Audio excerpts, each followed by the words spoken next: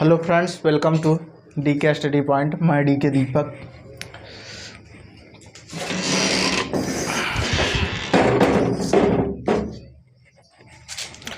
हाँ फ्रेंड्स, देखिए जैसा कि हमने संख्या इससे पहले जो वीडियो हमने संख्या पद्धति की बनाई है उसमें नंबर के बारे में सारी परिभाषाएं लिखा दिया हूँ। सिर्फ इतना, वास्तविक, काल्पनिक, परिमेय, अपरिमेय और बकिया सब हमने पूरी अच्छे तरीके से परिभाषा हमने बता दिया है। अच्छे तरीके से नोट करा दिया था। कुछ बच्चों का कहना था कि आप थोड़ा पूरी संख्याएं किस रूप में होती है उसको बता दीजिए। तो चलिए मैं देखिए बता रहा हूँ उसको।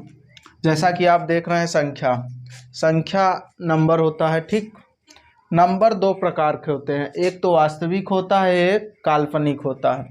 तो वास्तविक संख्या और काल्पनिक संख्या क्या होती है? वास्तविक संख्या वे संख्याएं होती है जो हमें जो एकदम एग्जैक्ट दिखाई पड़े। जैसे कि वास्तविक संख्याएं जैसे 3/7 हो गया, 4 हो गया, 5 हो गया और रूट में 9/4 हो गया। ये सभी क्या है? वास्तविक संख्याएं हैं। ठीक, इन सभी संख्याओं को वास्तविक संख्या कहते हैं। और भी वास्तविक संख्याएं आ सकती हैं, जैसे कि मान लीजिए √3 भी आ जाएगा।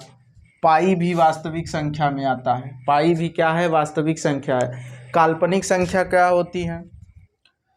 ऐसी संख्याएं जिसकी हम सिर्फ कल्पना करते हैं। कल्पना करने का जैसे कि देखिए, अगर हमें रूट में बोल दिया जाए क्या -4, यह क्या संभव है?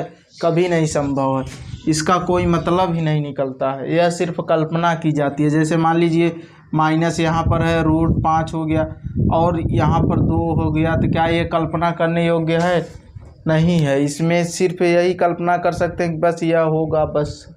ठीक, और मान लीजिए जैसे कि यहाँ पर हो सकता है, कुछ भी हो सकता है, जैसे -16 हो सकता है। यह भी क्या कल्पना करने वाली बात है? यहाँ पर बस क्या -16 का वर्गमूल होता है? नहीं होता है। 16 होता तो होता है वर्गमूल, लेकिन -16 का कहाँ होगा? ये सिर्फ हम इमेज का मतलब कि कल्पना कर सकते हैं कि हाँ यह एक नंबर है, लेकिन यह किस तरीके का है इसका कोई खंड नहीं है। ठीक, इसलिए अब देखिए वास्तविक संख्या क्या होती है। वास्तविक संख्या ऐसी संख्या है जिसमें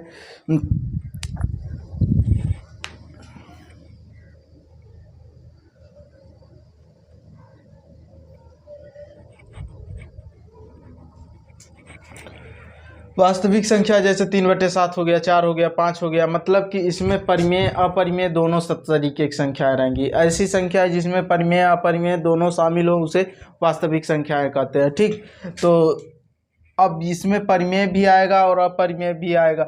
हाँ, ये हो सकता है सभी परिमेय संख्या वास्तविक संख्या हो सकती हैं, सभी अपरिमेय संख्या वास्तविक संख्या हो सकती हैं। लेकिन अगर बोल दिया जाए सभी वास्तविक संख्याएं परिमेय संख्या हो सकती हैं, नहीं, गड़बड़ हो जाएगा। इसमें क्या हो जाएगा कि अपरिमेय भी शामिल रहता है।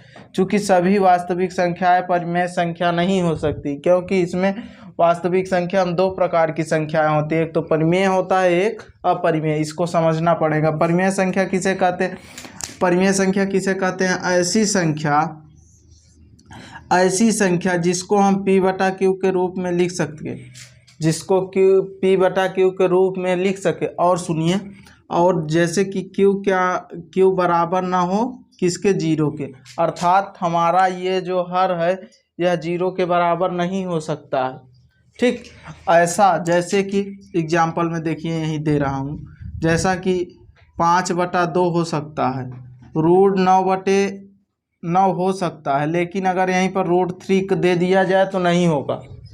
√3 का वर्गमूल हम नहीं निकाल सकते, इसलिए हम इसे P/Q के रूप में नहीं लिख सकते हैं। ठीक, और जैसे हो जाएगा 22/7 भी क्या है? परिमेय संख्या है, लेकिन यही पाई क्या हो जाएगी? अपरिमेय संख्या हो जाएगी। ठीक, पाई क्या हो जाएगी?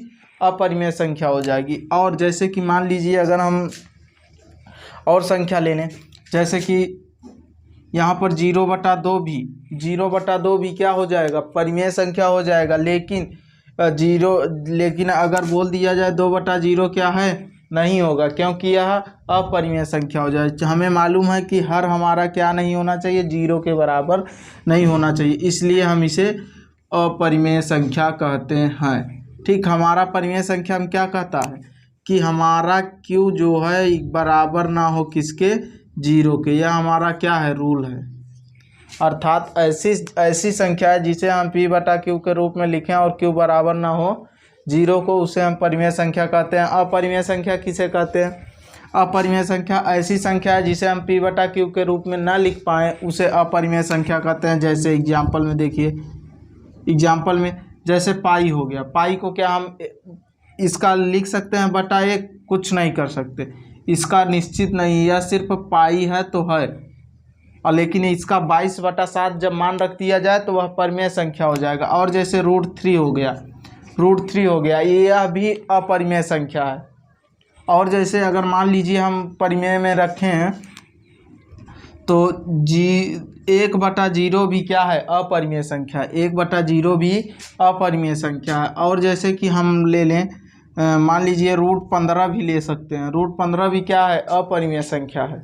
ठीक, तो परिमेय और अपरिमेय आपको समझ में आ गया होगा।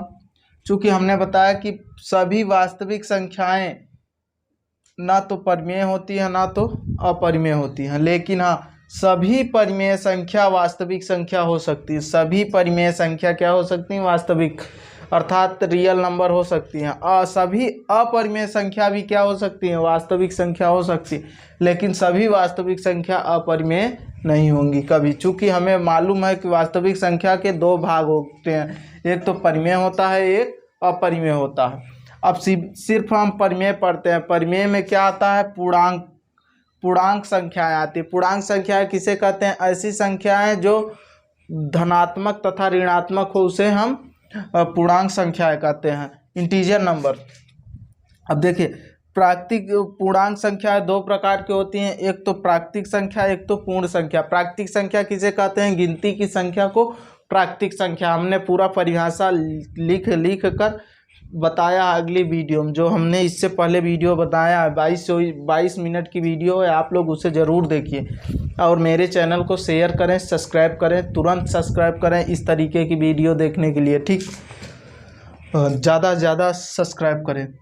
अब देखिए, पूर्णांक संख्या है, प्राकृतिक संख्या है और पूर्ण संख्या है। प्राकृतिक संख्या क्या होती हैं? गिनती वाली संख्या को हम प्राकृतिक संख्या कहते हैं। प्राकृतिक संख्या 1 से लेकर 1, 2, 3 और कहाँ तक चली जाएगी, अनंत तक, अनलिमिटेड होती है, कोई निश्चित नहीं होता। पूर्णांक संख्या है, गिनती की संख्याओं में 0 शामिल हो जाता है, उसे हम क्या कहते हैं? पूर्णांक संख्या है। अर्थात एग्जाम्पल क्या हो जाएगा, 0, 1, 2, 3 डॉट डॉट डॉट कहाँ तक, अनलिमिटेड तक, अनंत तक। ठीक, तो उसे हम क्या कहेंगे? पूर्ण संख्या है। अब हमारा आता है प्राकृतिक संख्या। प्राकृतिक संख्या को हम 4 भागों में बांटते हैं। प्राकृतिक संख्या को 4 भागों में बांटते हैं।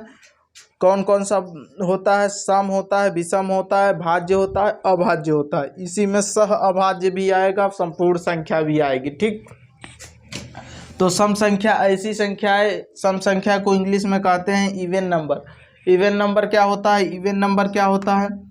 ऐसी संख्याएं जो 2 से विभाजित हो जाए उसे सम संख्या कहते हैं।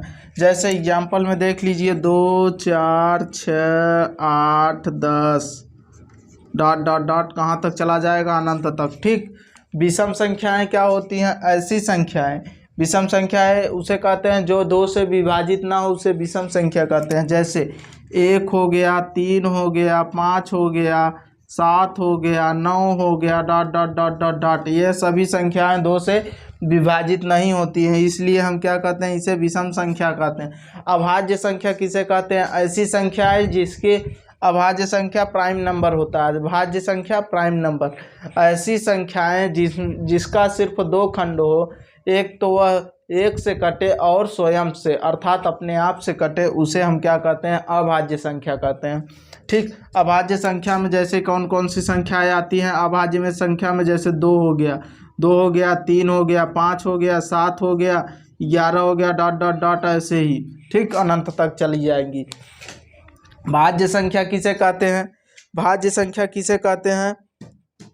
भाज्य संख्या किसे कहते हैं? ऐसी संख्याएं, कंपोजिट नंबर इंग्लिश होता है इसकी, कंपोजिट नंबर। भाज्य संख्या ऐसी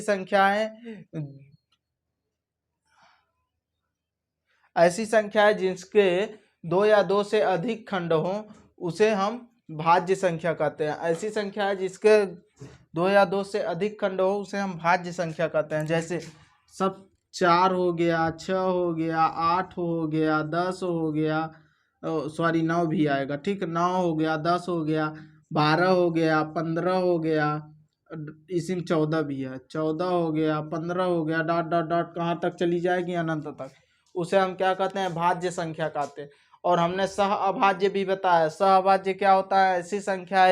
ऐसी संख्या है जिनके दो या दो से अधिक खंड हों, परंतु उसका HCF अर्थात मस एक हो, उसे सह अभाज्य संख्या कहते हैं, ठीक, सह अभाज्य संख्या कहते हैं। और संपूर्ण संख्या किसे कहते हैं?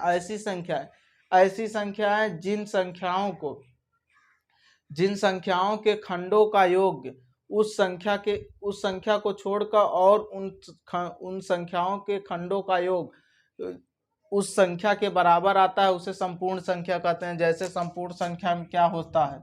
संपूर्ण संख्या में जैसे 28 लेते हैं, 28 पहला 6 होता है, 28 होता है और 496 होता है, यही संख्याएं होती है। मान लीजिए हम 6 का देखिए क्या होता है, जैसे 6 का हम खंड करें तो 1 गुणित 2 गुणित 3।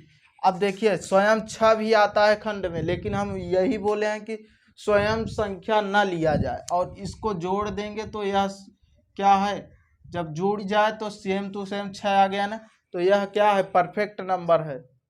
यह कौन सी संख्या है? परफेक्ट नंबर है, ठीक। उसी तरीके से तो आप लोगों को अगर यह वीडियो अच्छी लगी हो तो लाइक और सब्सक्राइब कीजिए। अगर वीडियो में कोई भी दिक्कत हो, परेशानी हो तो कमेंट करें, तुरंत कमेंट करें, उसका सलूशन मिलेगा आप लोगों को। और वीडियो को ज़्यादा से ज़्यादा शेयर किया करें आप लोग। अब वीडियो हमारी जो देखें तो आप लोग हमारा ये जो नंबर सिस्टम का प्लेलिस्ट चल रहा है इसको पूरा देखते आइए, नहीं तो बीच में देखेंगे तो समझ में नहीं आएगा, ठीक है। और हमने काफ़ी अच्छे से पढ़ाया हुआ, कई चीज़ पढ़ाया है।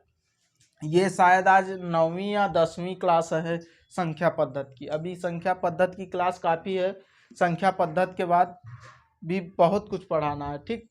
तो ज़्यादा से ज़्यादा आप लोग वीडियो को शेयर किया करें। और मैं DK दीपक, आप लोगों को अपने चैनल में स्वागत है, ठीक।